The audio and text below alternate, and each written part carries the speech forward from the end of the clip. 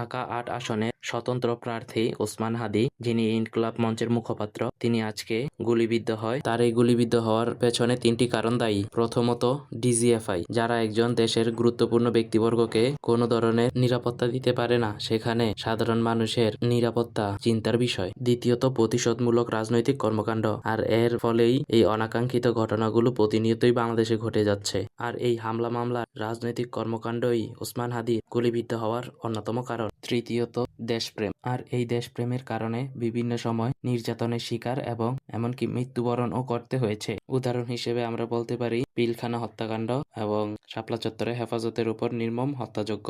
ঢাকা-৮ আসনের স্বতন্ত্র প্রার্থী ওসমান হাদী, যিনি ইনকিলাব মঞ্চের মুখপাত্র, তিনি আজকে গুলিবিদ্ধ হয়। তার এই গুলিবিদ্ধ হওয়ার পেছনে তিনটি কারণ দায়ী। প্রথমত, ডিজিএফআই, যারা একজন দেশের গুরুত্বপূর্ণ ব্যক্তিবর্গকে কোনো ধরনের নিরাপত্তা দিতে পারে না, সেখানে সাধারণ মানুষের নিরাপত্তা চিন্তার বিষয়। দ্বিতীয়ত, প্রতিশোধমূলক রাজনৈতিক কর্মকাণ্ড, আর এর ফলেই এই অনাকাঙ্ক্ষিত ঘটনাগুলো প্রতিনিয়তই বাংলাদেশে ঘটে যাচ্ছে। আর এই হামলা মামলার রাজনৈতিক কর্মকাণ্ডই ওসমান হাদীর গুলিবিদ্ধ হওয়ার অন্যতম কারণ। তৃতীয়ত, দেশপ্রেম, আর এই দেশপ্রেমের কারণে বিভিন্ন সময় নির্যাতনের শিকার এবং এমনকি মৃত্যুবরণও করতে হয়েছে। উদাহরণ হিসেবে আমরা বলতে পারি পিলখানা হত্যাকাণ্ড এবং শাপলা চত্বরে হেফাজতের উপর নির্মম হত্যাযজ্ঞ।